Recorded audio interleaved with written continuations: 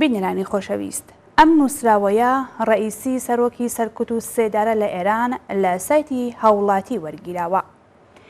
ڕئیسی تۆمەتباری سەرەکیە بۆ لە سێدارەدان و گولەبارانکردنی 17,000 نەیاری کۆماری ئیسلامی ئێران.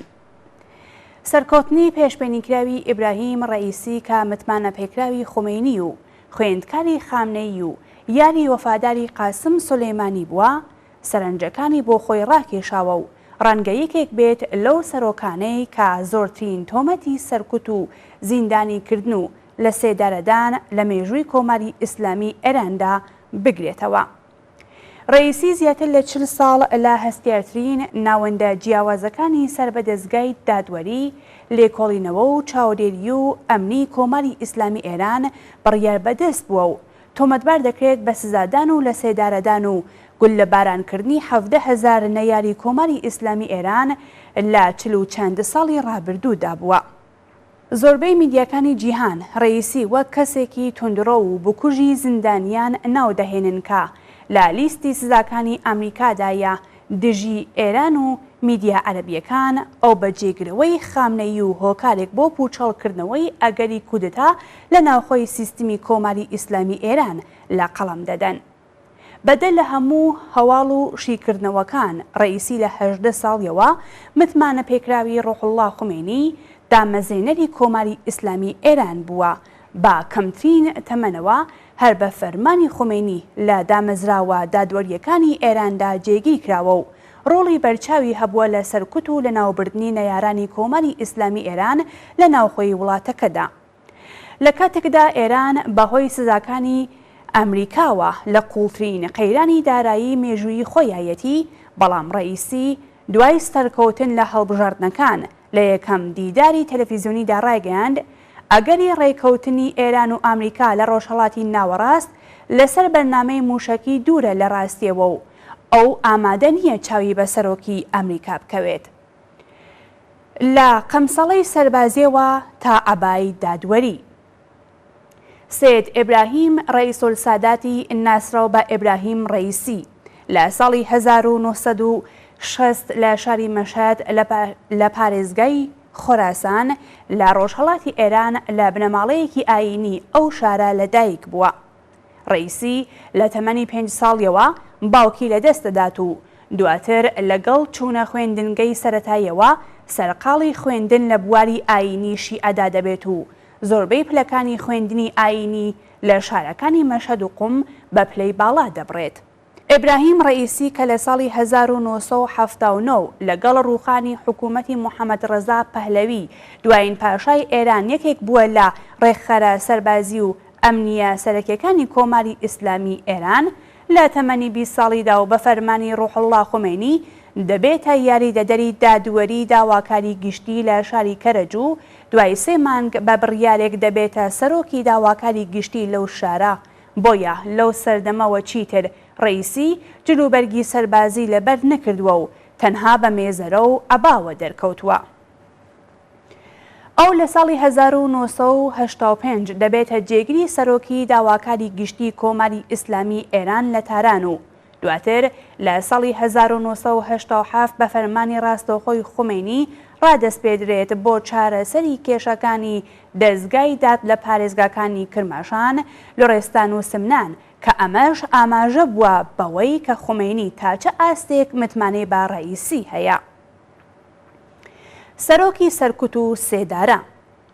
ڕئیسی 36 ساڵ بە سەرکوت و زیندانی و لە سێدارەدان حکمی کردووە، چونکە لە تەمەنی 18 ساڵیەوە یەکێکە لە تۆمەتبارە سەرەکیەکانی لە سێدارەدان و گولەبارانکردنی 17,000 نەیاری کۆماری ئیسلامی ئێران لە زیندانەکانی ئەو وڵاتەدا. ساڵی 1988 دوای تەواوبوونی جەنگی 8 ساڵەی نێوان ئێران و عێراق، خومینی بە فەرمانێک دەستەیەکی بۆ لە سێدارەدانی نەیارانی کۆماری ئیسلامی لە زیندانەکانی ئێران پێکهێناکە یەکێک لە ئەندامانی ئەو دەستەیە کە بە دەستەی مەرگ ناودەهێنرێن ئیبراهیم ڕئیسی بوو. شارەزایان پێیان وایە کۆتایی جەنگی نێوان عێراق و ئێران باشترین هەل بووە بۆ سەرکوتی سەرجەم نەیارانی کۆماری ئیسلامی ئێران لەو وڵاتە. سازمانی مجاهدینی خەڵقی ئێران ڕایگەاندووە بە فەرمانی دەستەی مەرگ زیاتر لە 10,000 ئەندام و لایەنگری ئەو ڕێکخراوەیەی کە نەیاری کۆماری ئیسلامی ئێران بوون لەگەڵ زیاتر لە 4,000 کەسی لایەنگران و ئەندامانی حیزبە کۆمونیستەکانی دیکە لە ئێران لە سێدارە یان گولەباران کراوە و لەلایەکی دیکەوە سەرەڕای ئەوەی بەرپرسانی ئێران ئەو ژمارانە ڕەت دەکەنەوە ڕێکخراوی لێبوردنی نێودەوڵەتی ئەمنێستی ڕایگەاندووە ژمارەی ئەو کەسانەی لە ساڵی 1970 لەلایەن دەستەی مەرگەوە بڕیاری سێدارە و گولەبارانکردنیان بەسەردا جێبەجێکراوە 4,482 کەس بوون. لەلایەکی دیکەوە ئاگنێس کالامار ئەمینداری ڕێکخراوی لێبوردنی نێودەوڵەتی ڕایگەاندووە ڕئیسی لە کاتێکدا خۆی بە بەرگری کاری مافەکانی مرۆڤ دەزانێت کە لادەیەی 80 بەتایبەت لە ساڵی 1970 بەڵگەی ڕوون هەیە لەسەر پێشێلکاریەکانی مافی مرۆڤ لەلایەن ئەوەوە. ڕئیسی لە ساڵی 1989 تا 1994 سەرۆکی داواکاری گشتی شاری تارانی پایتەختی ئێران بووە و لە ساڵی 1994 بووەتە سەرۆکی ناوەندی لێکۆڵینەوەی سربەدەستگای دادی کۆماری ئیسلامی ئێران و دواتر لە ساڵی 2004 تا ساڵی 2014 بووەتە جێگری یەکەمی سەرۆکی دەستگای دادی کۆماری ئیسلامی ئێران. ئەو لە ساڵی 2011 تا ئێستاش بە فەرمانی خامنەیی سەرۆکی داواکاری گشتی تایبەت بە زانایانی ئاینی هەموو ئێران دەستنیشان کراوە. ڕئیسی بۆ ماوەی 14 ساڵ لەژێر دەستی ئەلی خامنەیی وانەی جیهاد و قساسی لەگەڵ مەکاسبی محەڕەمە بازرگانی حرامکراوی خوێندووە و توانیویەتی دواتر دکتۆرا لە بواری فقهی شیعە و مافا کەسیەکان لە زانکۆی مۆتاهەری لە تاران وەربگرێت و گەورەترین پلەی زانستی ئاینی لە ناوەندی زانستی ئاینی قۆم ببڕێت کە بە چوارەم پلە ناودەهێنرێت بوو باڵاترین پلەی زانستی ئاینی شیعەیە لە قۆم. دوای بڕین و تەواوکردنی خوێندنی ئاینی و زانستی ماوەی ساڵانێک وەک مامۆستای زانکۆ لە بواری فیقه و دادوەری و ئابووری وانەی وتوەتەوە.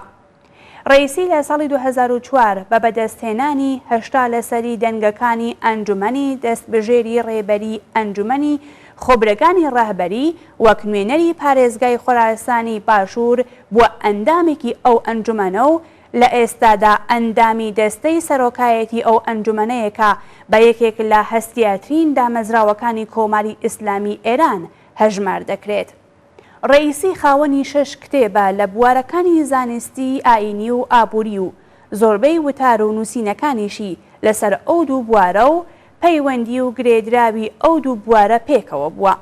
ڕئیسی دوای ئەوەی لە ساڵی 2017 بە بڕیاری خامنەیی بوو بە سەرۆکی دەستگای دادی کۆماری ئیسلامی ئێران توانی ژمارەیەک دادوەر و کارمەندی خاوەن پێگە و پێشینە لەو دەستگایە کە بە نەیاری ئەو ئەژمار دەکران دوور بخاتەوە و ژمارەیەکیشیان بە زیندانیکردن سزا بدات و ڕەنگە ئەم ڕووداوە لە دەستگای دادی ئێران یەکێک بێت لە ڕووداوە مێژوویەکان کە هەم ئاماژەیە بە گەندەڵبوونی ئەو دەستگایە و هەمیش ئاماژەیە بە تەشەنەکردنی نەیارانی کۆماری ئیسلامی لە ئێران.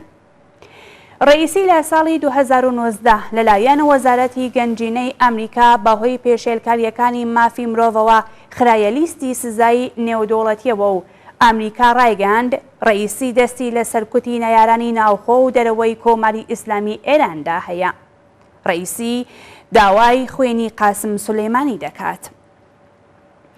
ئیبراهیم ڕئیسی لەسەر گۆڕی قاسم سولەیمانی کاندیدبوونی خۆی بۆ سیانزەهەمین هەڵبژارنەکانی سەرۆک کۆماری لە ئێران ڕاگەیاند کە ئەمەش ئاماژەیەکی بەهێزەکە یارێکی وەفاداری سولەیمانیە و دەیەوێت لەسەر ڕیچکە و ڕێبازی ئەو فەرماندە سەربازیەی کۆماری ئیسلامی ئێران بەردەوام بێت. ئەو لە زستانی ئەمساڵ سەردانی بەغدای پایتەختی عێراق کرد و بەڕاشکاوی ڕایگەیاند کە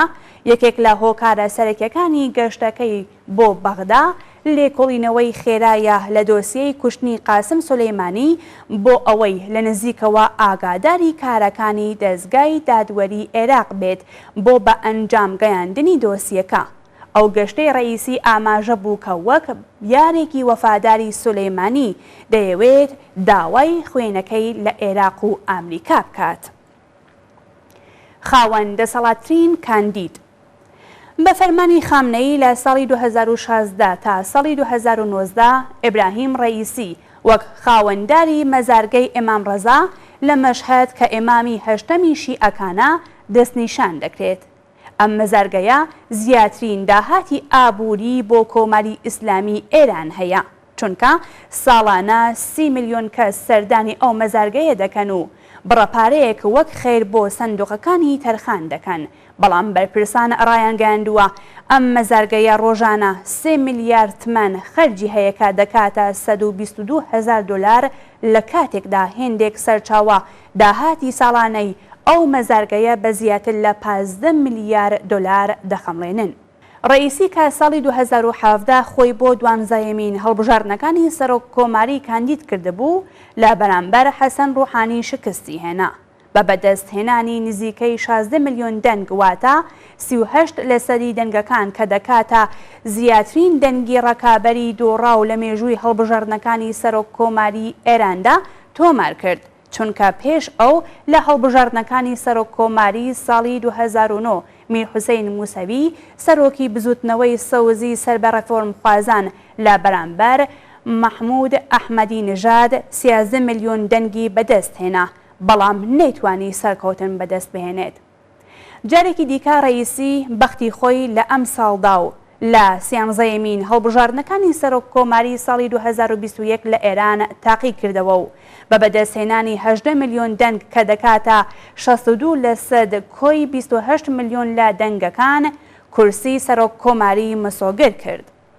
بەهۆی پشتیوانی هەمەلایەنەی باڵی محافزەکار و تەنانەت ژمارەیەک لە ڕێفۆرمخوازان و ڕێکخستنی ئەو هەڵبژاردنانە بە شێوەیەکی ئەندازیاری لە بەرژەوەندی ڕەئیسی سەرکەوتنی ئەو پێشبینی کراو بوو.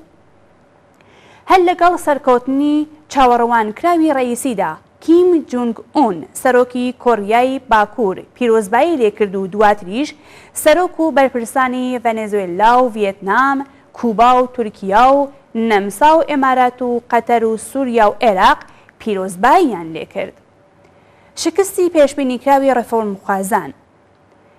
سەرکەوتنی ڕەئیسی بووە هۆی یەکدەستبوونی دەستگای جێبەجێکار حکوومەت و دەستگای یاسادانان پەرلەمان بۆ محافزەکاران. ڕەنگە ئێستا باڵی ڕێفۆرمخواز لە هەموو کاتێک زیاتر بێپەڕوپاڵتر بێت، چونکە بێگومان بەلەدەستدانی حکوومەت و پەرلەمان لە ماوەی ساڵێکدا داهاتوویەکی ناڕوون بۆ ئەو باڵەی کۆمەڵی ئیسلامی ئێران چاوەڕوان دەکرێت. یەکەم جارێ ڕێفۆرمخوازان پەنایان بۆ حەسەن خومەینی کوڕەزای ڕوحڵڵا خومەینی دامەزێنەر و ڕێبەری پێشووی کۆمەڵی ئیسلامی ئێران برد بۆ ئەوەی خۆی بۆ هەڵبژاردنەکانی سەرۆک کۆماری کاندید بکات.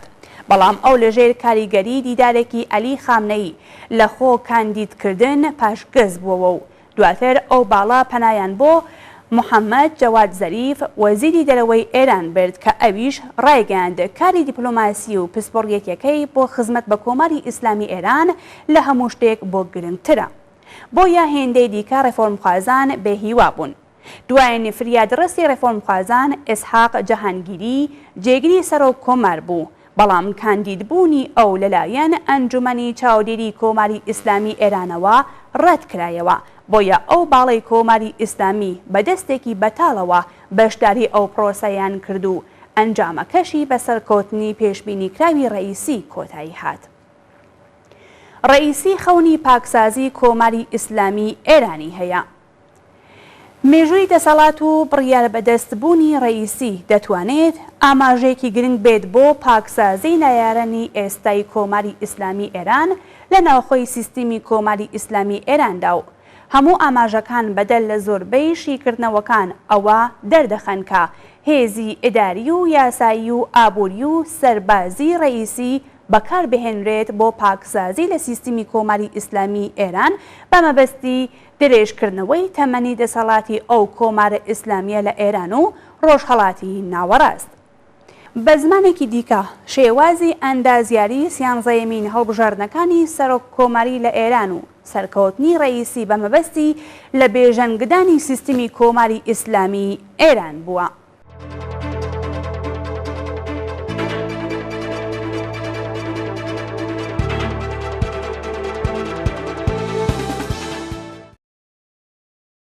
بەڵێ خۆشەویستان بەم شێوەیە هاتینە کۆتایی ئەم بابەتەش کە پێشکەشمان کردن هەر شاد و بەختەوەر بن.